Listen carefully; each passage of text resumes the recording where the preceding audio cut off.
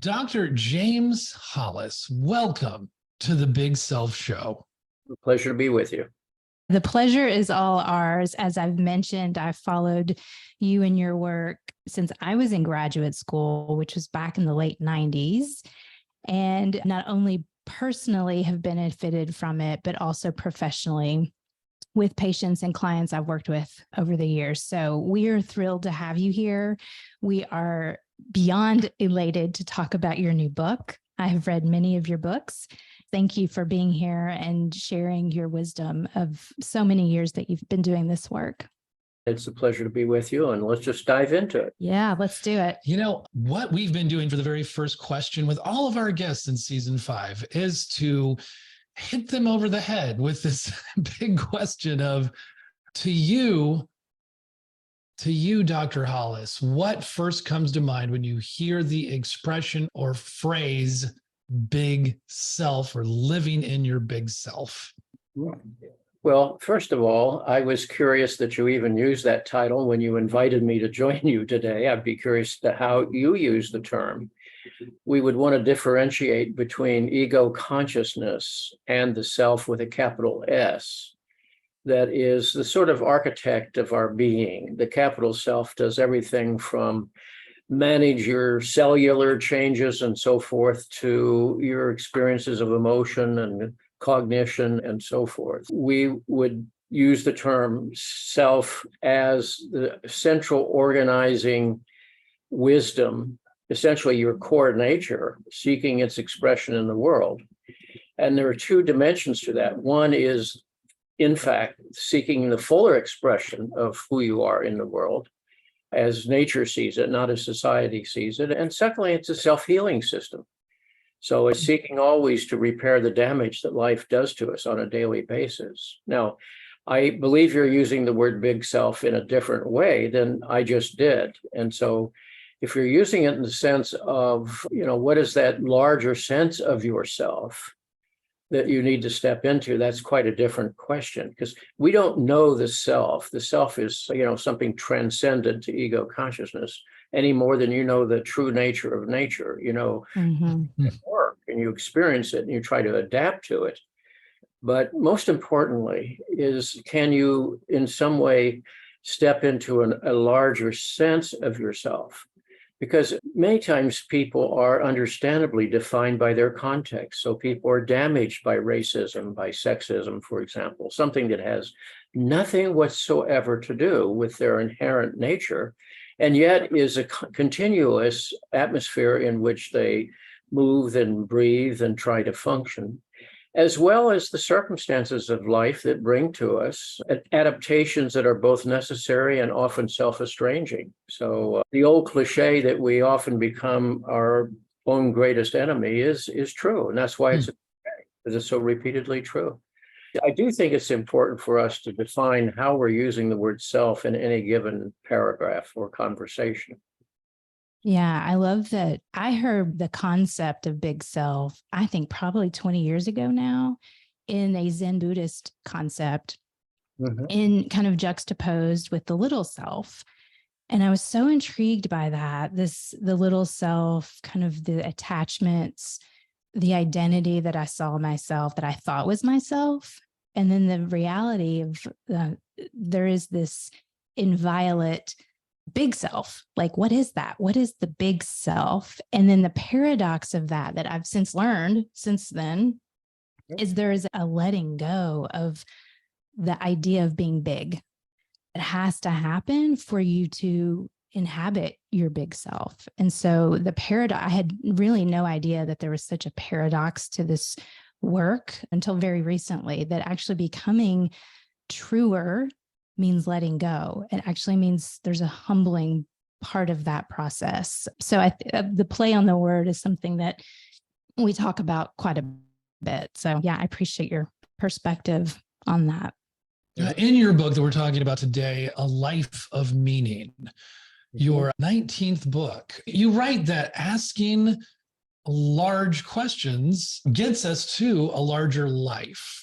And maybe that kind of connects a little bit of the dots to what we are talking about when we're defining our terms of what we mean by big self. Could you explain what you mean by that? Sure. Well, first of all, one might say in a very generalized fashion, the central project of the first half of life, and I'm using half very loosely, Mhm. is to develop enough ego strength, enough sense of yourself in the face of all the obstacles that face you in the outer world, as well as your interior voices that are critics or tend to be anxious and intimidated by the world. But to develop enough ego strength to leave home and to step into the world and to create a provisional life, create relationship, career, etc. But there comes a point in the life of most people, if they're allowed to live long enough, where you sort of say, and so I've done that. What am I supposed to do now? Where do I go from here? And then you realize there's a different agenda in the second half of life, because the first half of life is about adapting. You either follow the messages of your family and your culture, or you spend your life resisting them, but you're not immune to them. Even if you went and lived as a recluse somewhere, you're still carrying that traffic within you. So in the second half of life, the central project is the recovery of a personal authority. That is to say, what is it that is calling to me from inside of me? So the world that we're born into says, well, you have to grow up and be a citizen and be a taxpayer, perhaps a parent, and certainly a member of a relationship and a citizen and so forth. And all of that's useful and valuable up to a point. But we're more than what's happened to us. We're more than our roles. We outgrow them at times. But when you do that, you have to ask yourself, now, what is it really that is wishing to have expression through me? That's a different question. Mm-hmm. What do I want? But what wants to be, embodied in the world through me? And obviously, if one has a certain kind of talent or interest or so forth, that's part of it. In other words, if I'm born with a musical talent, the world around me may or may not support that, but something in me yearns to express itself through music. And I serve the world best by submitting to that, even if there's a cost to that. And in fact, creative process. I'm fond of a comment by the late painter Close, who said, amateurs wait for inspiration. He said, the rest of us get to the studio early and get to work because it's hard work to serve what wants to come into the world through you. So if you're, another way of putting this, in the second half of life, and by that I mean anytime a person really gets conscious and starts reflecting on these matters, you have to ask yourself, what is worthy of my service?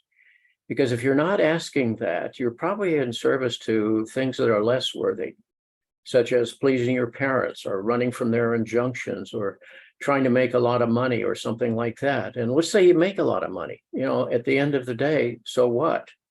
All the cliches begin to wind up on your front porch and to say, but you've been here, you've done this. Why that sense of ache inside? Why that longing? What is it that you're missing in your life?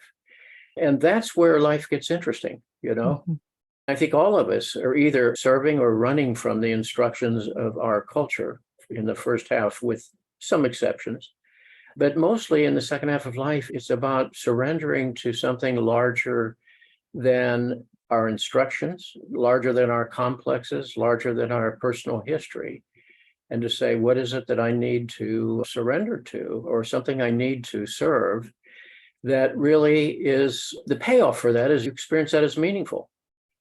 There's usually a loss of meaning when people go through crises. What brings people into therapy are usually crises of meaning, or that their strategies for coping are no longer working for reasons they don't know. And when that's the case, one finds oneself in those very difficult in-between times. I early on called it middle passage, middle being between at the adolescent passage where you step into adult roles, but may have still the psychology of the child. And of course, the final passage, which is our mortality. But somewhere in the middle is a summons to ask the question, but why am I here really? And in service to what? And that's a large question. And the answers that begin to emerge over time will vary and evolve as one lives through the various stages of one's journey thereafter. People can't see, but I'm nodding my head off. Like all of this resonates so much. I want to ask you specifically about something that comes up quite a bit in our community. So we work primarily with those in the middle passage, trough of despair is the startup lingo for it, that are really seeking answers, but are in burnout. And I think that there's this compression that happens in a lot of times in middle age, just exactly as you're saying, Dr. Hollis. Those well-worn identities start to fade, like we're not quite sure what's next, and we're in this weird in-between stage. But what I see happen a lot is in the confusion and the being lost in that place, there is a lot of externalizing, looking for the answer. And so with clients, with people that are listening to this podcast, there's a lot of, well, this system is messed up. A lot of victim consciousness, I guess I would say. So I love the idea that you just said about the personal authority. And so I'm curious if you could speak to people that are in this place, that are struggling and confused and lost, and they're still saying things like, well, it's my boss is a jerk. And in your books, you've talked a lot about the projection and transference that happens for people. So if there's a way to talk about that so people can understand that it's not just the reality that's out there, they're co-creating this based on their psyche. And so how do you help them think about reality and how they're a part of it, not just the victim of it? One of the most important things is for people to recognize that in every scene of that long-running soap opera we call our life, you are the only person who is present in every scene. Mm-hmm. So even though you suffer or experience the consequences of other people's choices in your life, obviously, you also make choices and reactions, and you tend to build up patterns of reactions. People have often said, where do I start this process? And I say, well, start with your patterns, particularly the ones that you find non-productive, troubling in your life in terms of the consequences, and say, what we do is logical if you understand the emotional premise that's been triggered inside of me. In other words, none of us sets out to do self-destructive things or non-productive things, but we do on a daily basis to some degree. What is it that's been triggered in me? And what is it that I need to look at and address? I had a client who had been in an AA group in Houston many years ago, and he said the saying in his group was wonderful, and I steal it every chance I get. He said, our saying is, this isn't working for me, but I've learned to do it very well.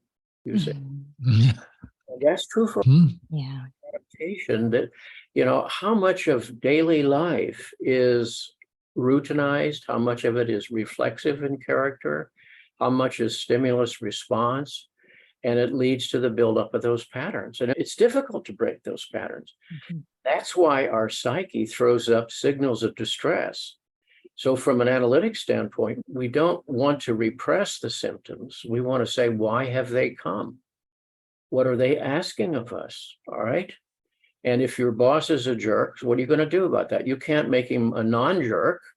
So you can either adapt a psychology that says, I work here for these other good reasons and wear Teflon when I work with this person, or I change my employment. But, it's like, don't think that you're going to spend some kind of energy and it's all going to transform. You have to make a decision inside about what that's going to mean for you. And that's what it means to be an adult, to be wholly accountable for that. If the other is problematic, it's okay, what is my accountability here? Am I contributing to that? If so, I can address that. And if not, then I need to look at some possible changes in my outer environment. And these are difficult choices. But the worst of all is to feel that one has no choice. The worst, I'm stuck here forever. The worst, and most people, frankly, are intimidated by the magnitude of the project of taking on that personal authority. Oh my gosh, yes. They're going to be alone. They're afraid that because they don't particularly like their own company, let's put it that way. And secondly, that the project is so demanding. For the rest of your life, you have to be accountable for what's going on in your life. Sounds so simple, but one's not really a grown-up until one accepts that and lives that on a daily basis. And I think to what you said earlier, there's a risk. When I step in and I take personal authority, man, like this thing could go sideways, or it could impact people negatively. It might be something that my soul is urging, but gosh, there's a risk to it also. And I think a lot of people struggle with, am I ready to take that risk and see where this thing goes? That we are who we are. And, and actually, I mean, so for the past 10 or 20 years, the neuroscience field has been trying to help us see, look, there's this plasticity, and you can change even, all of your life. I've also heard you talk about this idea that, I think you were referring to Jung's statement when you said, we can't fix our problems, but we can grow larger than them. So when it does come to our personalities and these entrenched behaviors, what's the best way to approach trying to disrupt the patterns? Do we think forward, try beyond them? What would you advise? Well, of course, it varies with the person and the circumstances, and it may be all of the above. But, sooner or later, it has to hurt enough that one has to desire change. The old joke, great therapist does it take to change the light bulb? And the answer is only one, but the bulb has to want to change. I hadn't heard that one. Glad I've introduced that to your grab bag here. Yes, love it. And it reminds me of the joke in New Jersey. How many union guys does it take to change a light bulb in New Jersey? The answer is 11. You got a problem with that? Right. Oh, that's good. At any point, underneath all of this, one has to, again, come back to large questions. Why am I here, really? In service to what? And those are open-ended questions that one needs to ask the rest of one's life. Before we began, you were just asking me about health considerations, because in the last 3 years, I've spent more time in hospitals than I have anywhere else. But I can assure you that part of that was a very appreciative grasp of the fact that my wife was so present with me during that journey. But secondly, so was my work. I never stopped to think of, there's never a day I didn't reflect on the nature of my work and ask myself, what's my task now in the face of circumstances over which I may have no control? What is my task here? And we always have a task, and you can usually identify that. In the book, Swamplands of the Soul, I said, sooner or later, life takes us to very difficult places. And there's always a task waiting there. In the face of despair, how do you act now? In the face of depression or loss, or whatever the circumstances may be, what is your task here? And if you don't know, you keep asking that question until it becomes clear. It might awaken you at 3 a.m, but you see, your psyche's been working on that. One of the things we need to do is have a conversation with our own psyche. If I need to make a decision, and it can be as mundane as how do I start a new book or an essay, or a very, very practical issue where I'm thinking about a client, I sort of put it in there. And I think the little people running around inside somewhere work on it, and they get back to me always. But it's on their schedule, not mine. It's not on my desk as a memo at 5 p.m. today. It'll come at 3 o'clock 2 or 3 days from now. I'll wake up and there it is. Or I'll be driving somewhere and I'm distracted, and there's a voice that comes from the inside that tells me what's the right course here.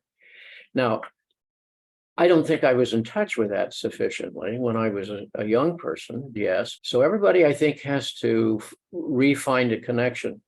Emily Dickinson in 1864 wrote an aphorism that I find very illustrative of this. She says, "The sailor cannot see the north, but knows the needle can."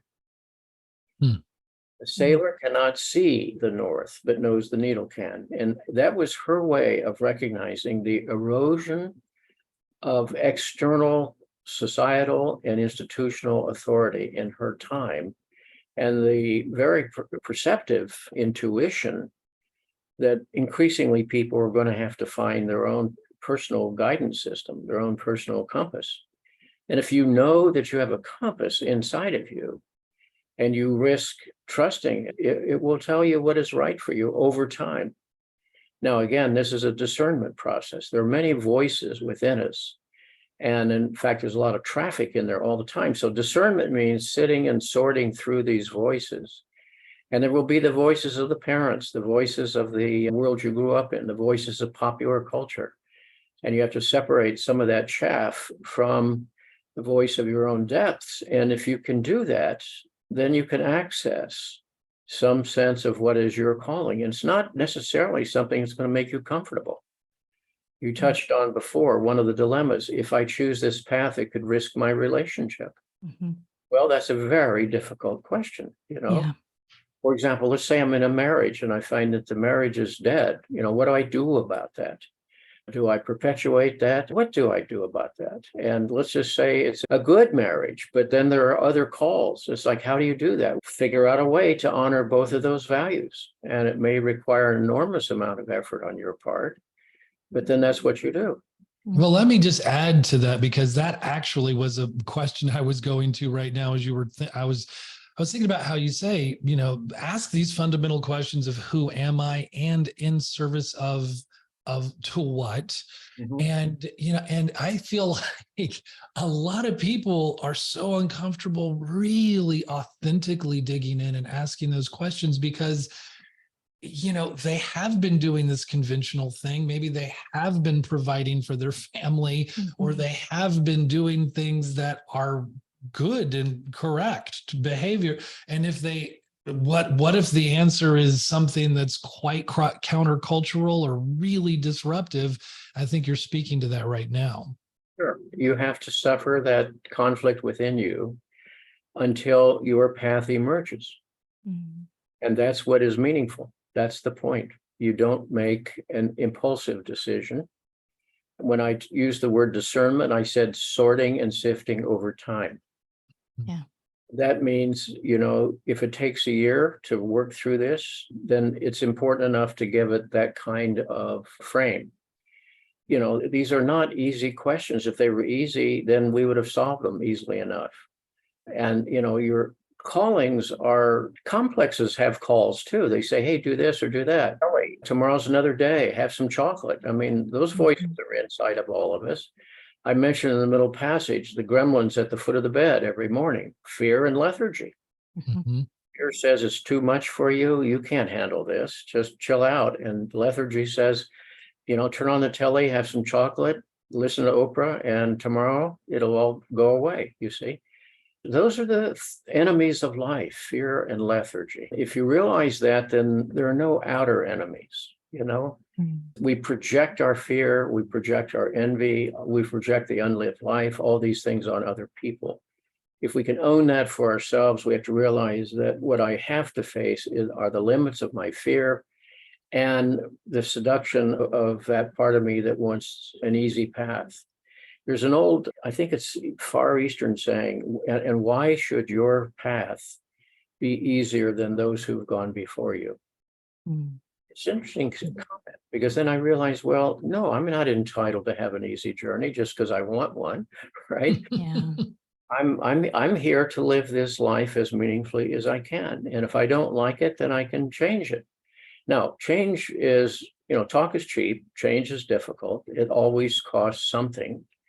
So you have to weigh costs. Not to change has a cost too. That's the other side of it. So not to decide has cost, and immense cost. And that's why Jung said the greatest burden a child must bear is the unlived life of the parent, you see. I mean, that's a very telling comment, and properly needs to haunt us if we're parents, to say, all right, blocked by fear, because my children are going to pick that up. Whether they know what they're experiencing or not, they internalize that, and they'll either similarly be blocked in other areas like this in their life, or they'll be spending their time trying to get unblocked and working through something that their parent did not do. Mm-hmm.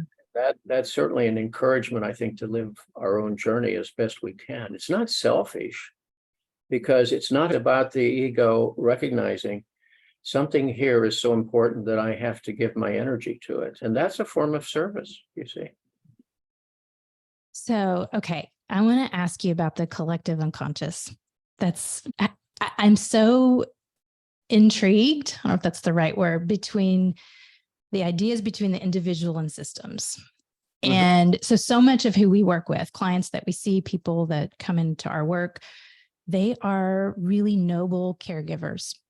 They are clergy, they are teachers, they are physicians, they are nonprofit professionals, they are people that care deeply about their employees, leaders. And I see that they're bearing the weight of, a collective kind of system of unreality, of not tuning into kind of human needs. And so they're bearing the weight of a lot of societies. I always think of it like kind of dumping these expectations on these people. And they're the ones that are burning out. They have chronic disease, like so much is symptomatically happening. So I would love to hear your perspective on what might be happening in the shadow, this kind of collective shadow culturally, that we are putting so much burden on what I see as empathic caregivers to bear the weight of so much of society, to the point where they're like, peace out, like I'm quiet quitting, or I'm just not going to do this anymore. What's this revealing about who we are? Well, first of all, just technical vocabulary here, clarification. When we talk about the collective unconscious, we're talking there about the fact that all humans have similar psychic structuring processes. So you can have dream images tonight, or you can endorse certain cultural values that are ancient, that are in some way replicated in other cultures. So it's coming out of your common human nature. But you've really raised a specific issue, and that is the issue of the wounded healer. That and I've written on this subject and spoken on it. And in fact, one of the recent books has a whole chapter on the wounded healer, and I forget which one at the moment. But people who are in the caregiving professions are often people, not always, but there's a high percentage here, have come from troubled families of origin, and they learned early as children, sensitive children, to make adaptations, perhaps to sacrifice some of their own agenda in service to trying to stabilize the troubled environment of the family. So they get identified with that, and they wind up in self-sacrificing professions. Now, that doesn't mean they're not called to be a surgeon, or called to be a social worker, or called to be a cleric, or whatever. They may be, or they may not be. See, the power of that complex can be so great that it can push aside everything else that wishes expression in their lives, so that they just wind up doing that. I can't tell you how many physicians I've worked with through the years who said basically it was all a way of pleasing their parents. And then they managed to wind up in the jungle of managed care and insurance companies and so forth. And as one physician said to me, now, I spend more time filling out forms on my computer than I ever do talking to my patients. So there are not many happy lawyers, not many happy doctors, and not many happy dentists and so forth, and a lot of burnout therapists, as you all know. So what happens is the power of the complex is so great that it breaks down the self-care system. So one stops exercising, one stops taking psychological breaks at times, one continues to push something to the point that one is really exhausted.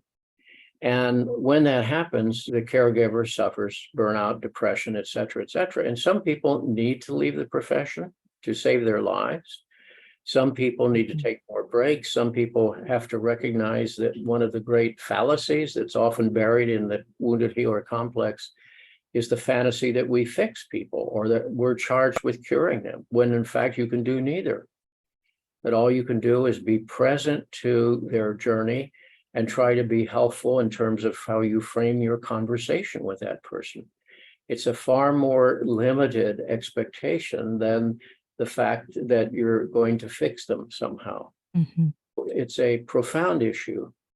And almost no attention is given to this in the training of our physicians and clerics and so forth. It's all about technique and information about how to do this or do that, but very little about what's going on inside of you and what is it that really draws you to this work.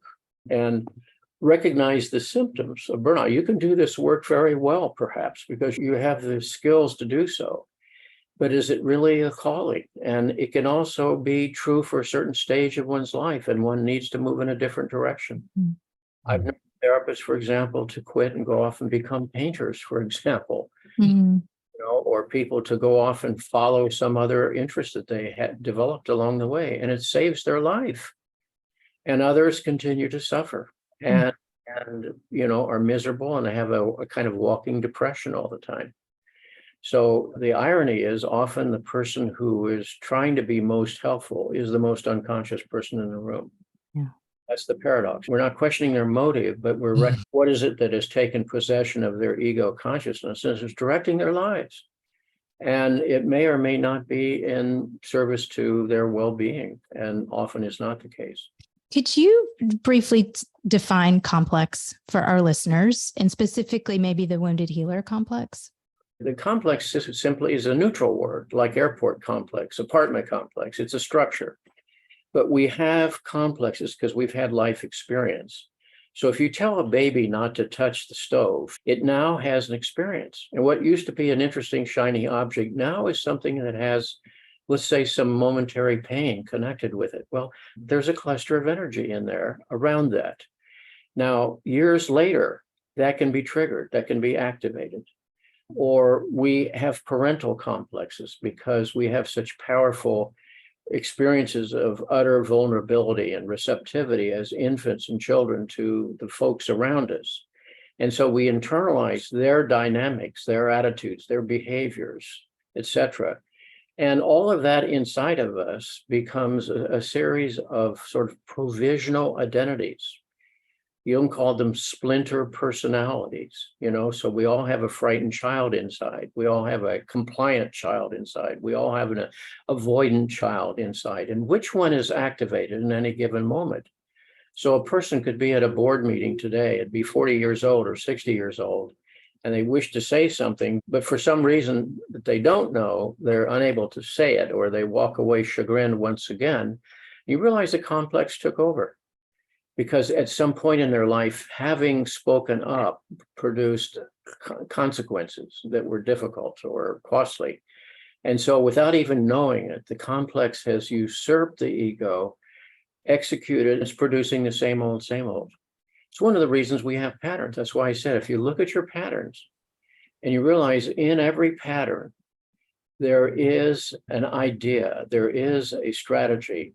And I can work back and say, now, what kind of quote idea, unquote, inside of me, perhaps an unconscious idea, would have given rise to that behavior or created or added to this pattern? And then you begin to realize, well, okay, it's understandable that I might feel some vulnerability in speaking up.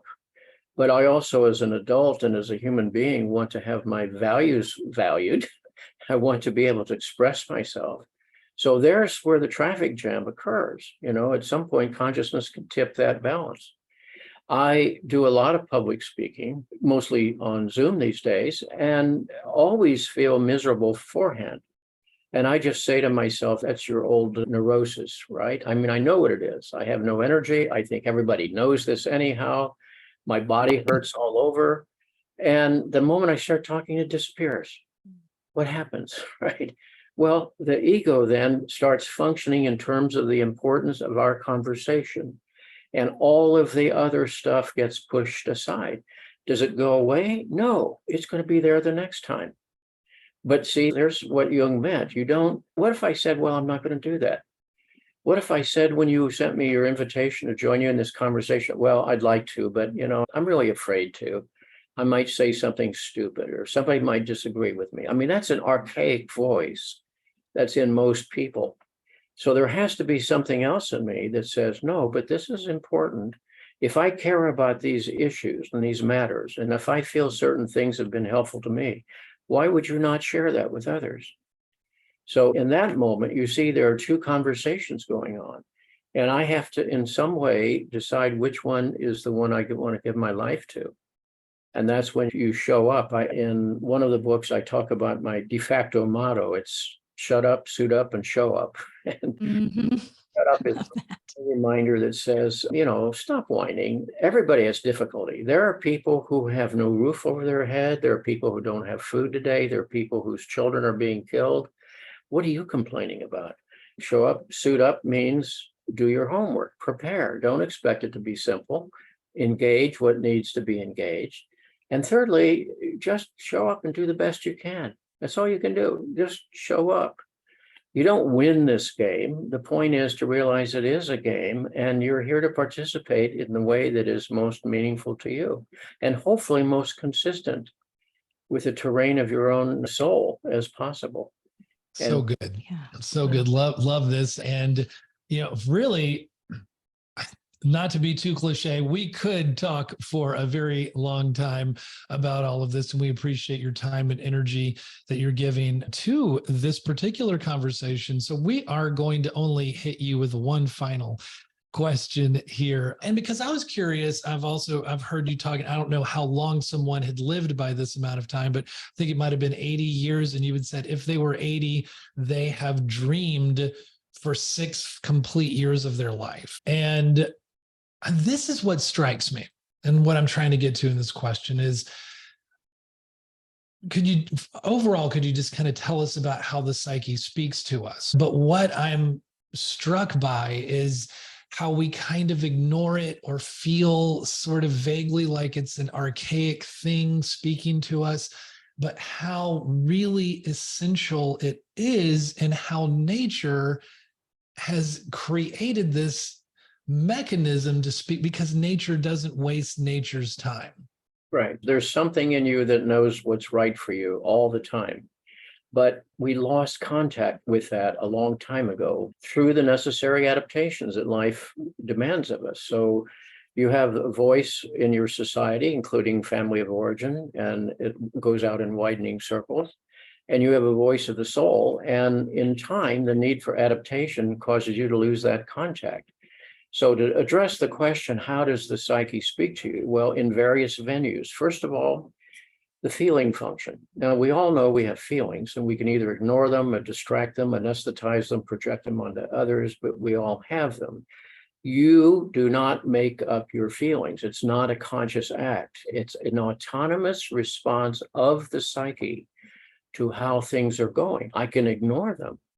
Let's say I'm in a challenging career, or I'm doing something with my energies, and I realize that it doesn't feel right. I don't enjoy it. It's not purposeful. Well, what has just weighed in there? An important testimony from something inside of me that the psyche is not supporting me with the feeling function. If what I'm doing is right, something there will support you. Related to that are the energy systems. When you're doing what's right, you're flush with energy and you push it through. We can mobilize energy. That's how we get up to feed the baby at 3 a.m. and change the diaper. But if you keep pushing energies in the direction that is wrong for you, it's going to lead to that burnout we've talked about. But when you're doing what's right for you, the energy supports you. Thirdly, we do dream. And as you mentioned, if you live to 80, you've spent 6 years of your life dreaming, which is an extraordinary amount of time. And it tells us whether we pay attention or not, the psyche is processing and perhaps metabolizing the magnitude of stimuli that come to us in any 24-hour period. If you start to pay attention to what constructs your dreams, then you realize they're purposeful and they represent a form of communication. As Jung said, there's a 2 million-year-old person inside of you. And wouldn't it pay attention once in a while and ask what that 2 million-year-old person has to say to you? And then fourthly is the question of meaning. It's the hardest to define, but it is the most important, is if what you're doing is meaningful, then you can push through whatever you need to push through.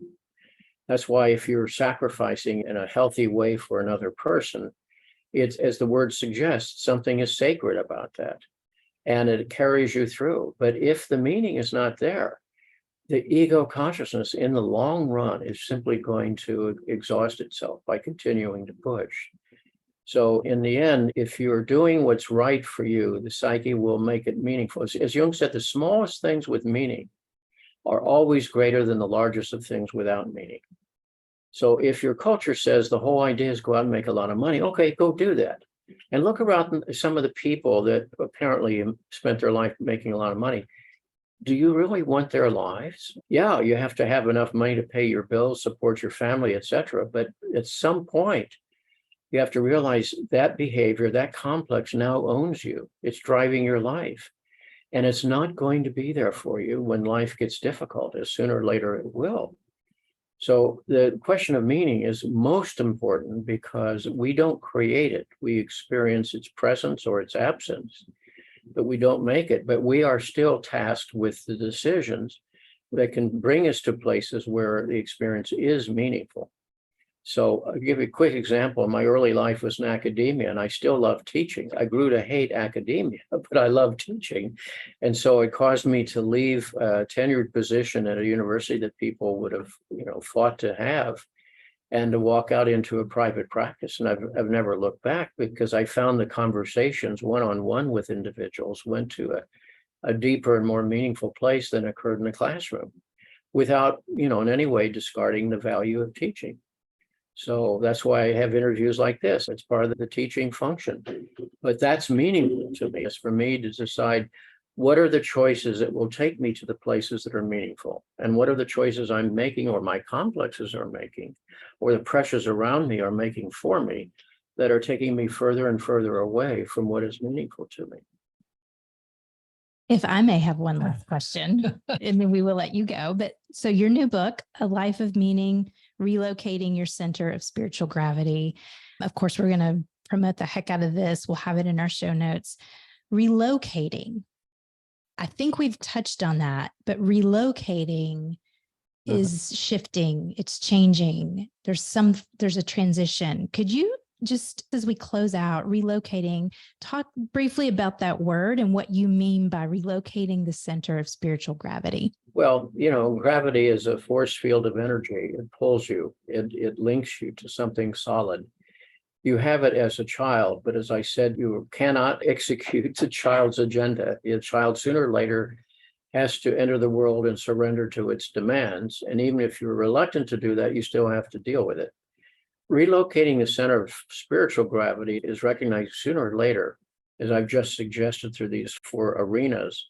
You have to realize that what is right for you is inside of you, and that the best source of making decisions is going to come from inside, not from outside. We don't ignore the practical world. You still have to pay your bills, support your family, etc. But how do I find a way in which I can honor this within me that is seeking expression in the world through me? That's a meaningful question. And if it causes suffering, there's a saying from the Middle Ages, suffering often is the fastest horse to completion. It's that which quickens my attention and makes me aware of something. So again, if we're doing what's right for us, our systems inside of us that are part of our instinctual heritage will support that. And when we're doing what's wrong for us, they'll send out their protests. And we call those protests symptoms. Rather than repress the symptoms, try to run ahead of them or anesthetize them or medicate them away, we have to ask, again, why have they come? What are they asking of me? Quick example, when I was in midlife and had to make the decision about what I was going to do with the second half of life, I was in a deep depression. And at the time, of course, people wanted to give me tons of medication.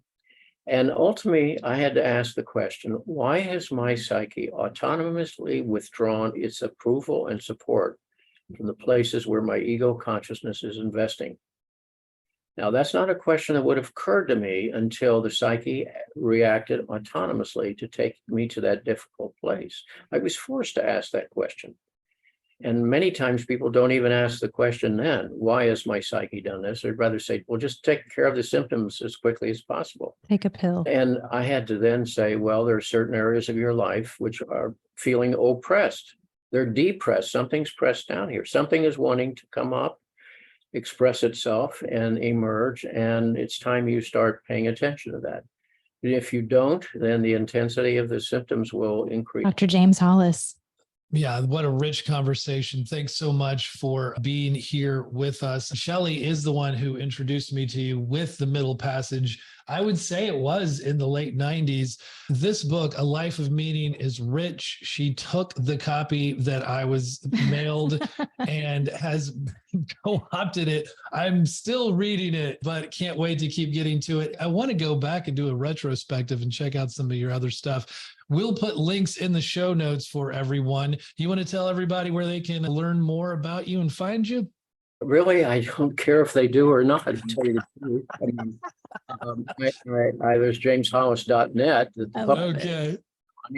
and the purpose of that is it does include often public programs through Zoom that people are invited to attend. They're more than welcome to jump in on those. So that's certainly a possible contribution to your audience here. Yeah. But Definitely. the books, gosh, they stand for themselves and they are transformational. If people are ready for them, that's what I would say. I think when you're in that space and you're open, you're ready to be confronted a little bit, then this book will impact you. So thank you so much for being here and for your time and your wisdom. Thank you very much for inviting me, and I wish you well, and you're doing good work, and I hope you continue it. Thank you.